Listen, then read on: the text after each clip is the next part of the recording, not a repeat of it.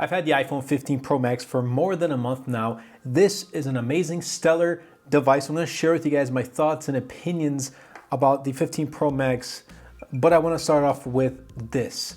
Even though this is a great device, I still don't think it's one to pick up, especially if you have the iPhone 13 Pro Max or the iPhone 14 Pro Max. Let's start off with this design. It's an iPhone. We've gotten used to how it looks, but the big thing here is the change stainless steel to titanium. I love this titanium build. It definitely attracts less fingerprints on the side. It definitely feels much lighter. I do appreciate USBC on the iPhone 15 Pro Max, and this blue titanium is one of my favorite colors that have come out for the 15 Pro Max lineup, and also just like the general Pro Max lineup. But overall design, it feels like an iPhone. It's curved around the corners and it feels more comfortable to hold in the hand. That's not a reason to upgrade though. It really isn't. Let's talk about the software and the performance. For the past month, it's been pretty good. iOS 17 has been essentially, for me at least, bug-free. And that wasn't the same with the 14 Pro Max when that released with iOS 16. That one had a lot of bugs. This didn't. There was a couple like overheating issues with some users. I experienced it once with a FaceTime call, but ever since it's been great. Haven't gone through any overheating issues whatsoever. Apple did issue a software update, and after that, it's been very good. No overheating, no nothing. Yeah, it gets essentially a little warm to the touch when you're charging it, but other than that, it's been very good. Day-to-day use has been extremely smooth, no issues whatsoever. A17 Pro chip inside of here. Its raw performance is really good. Like, it competes with the M1 chip found in Apple's computers and laptops, and that is saying a lot. But nonetheless, like, day-to-day performance is really good. Is it a reason to upgrade? No. Like 13 Pro Max, I've used both 13 and 14 Pro Max. I probably wouldn't notice a difference if I had both of them side, or all three of them actually from side to side. I probably wouldn't notice a difference. Let's talk about the camera. Some really good camera upgrades. Again, is it going to be worth it from the 13 Pro Max and the 14 Pro Max? Probably not. But nonetheless, it's a camera that I can rely on, especially when I just need to take a photo of something, but more so for video, because I'm using the 15 Pro Max to make content like this as you're watching right here. And this is actually being recorded with the iPhone 13 mini. So a lot of my A-roll footage is shot with an iPhone, and I just like the quality that comes out with iPhone. So if you do pick one up, I'd say now's the perfect time to start making content, maybe even like something like a wallpaper pack.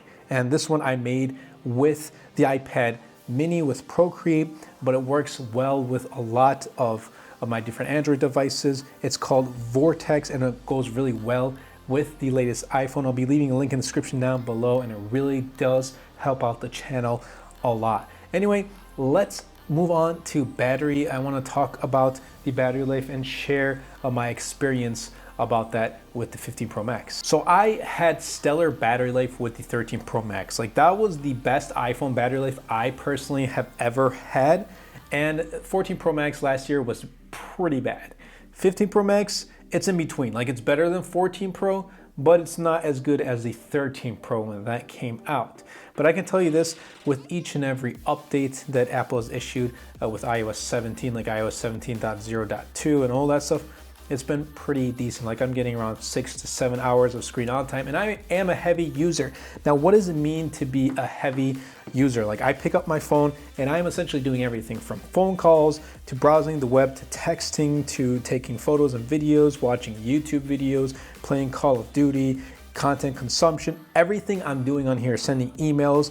I essentially use my iPhone for my YouTube business. So I'm doing a lot of stuff on here, especially things that involve content with like YouTube and TikTok as well. And also, if you're not following me on TikTok, definitely be sure to follow me on there. I post a lot of kind of exclusive content or things that I won't be posting here on YouTube. Videos are in vertical format, and they're a little bit like shorter videos, so I can talk about specific topics with those as well. But I haven't come across any overheating, like I said, after those updates, and that has helped with the battery life too. Now, USB-C, it's a huge for me at least, it's a huge plus because now I can just carry one cable, except if I bring my AirPods Max, I still gotta bring Lightning.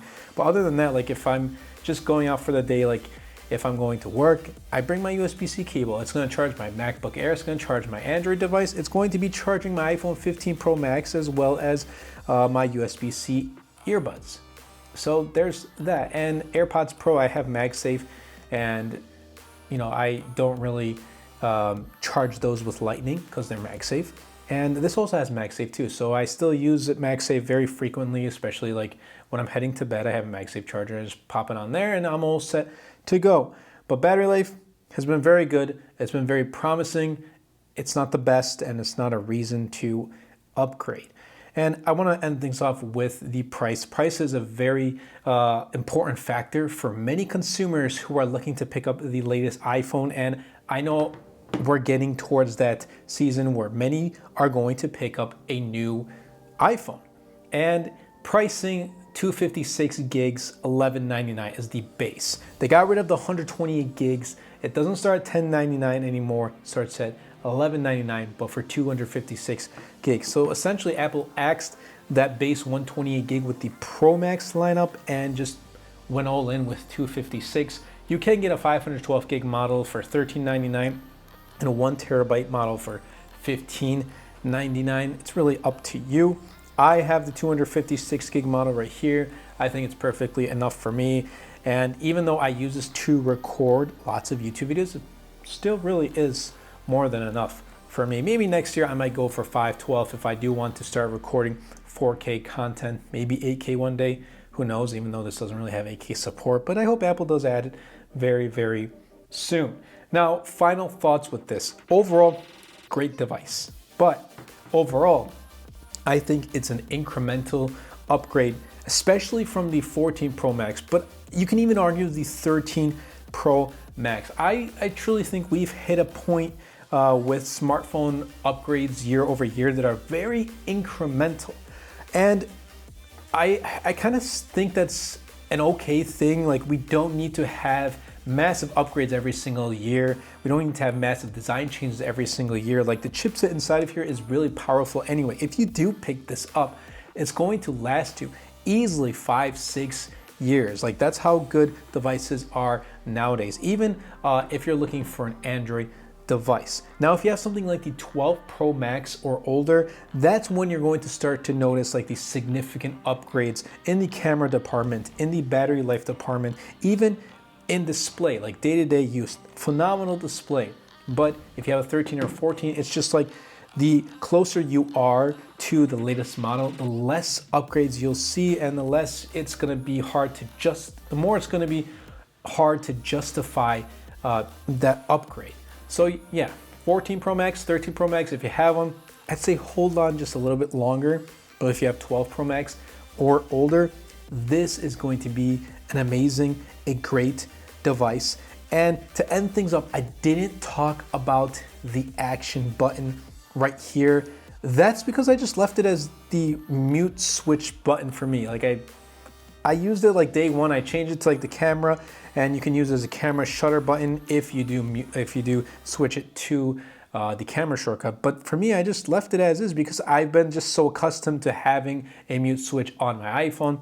So there's that, the action button. It's cool, and if you find a reason for it to be useful, then yeah, but for me, at least now, I'm keeping it as my mute switch button. So there's that. I love the iPhone, absolutely phenomenal device. I can't wait to see what Apple brings out with iPhone 16 series. But yeah, until then, that's been it for me, and I hope you guys did enjoy this video. If you did, be sure to superman a like button, comment down below, and best of all, share this video because it really does help out the channel a lot. It will help push my content out to more people. That's been it for me. I'll catch you guys in the next episode.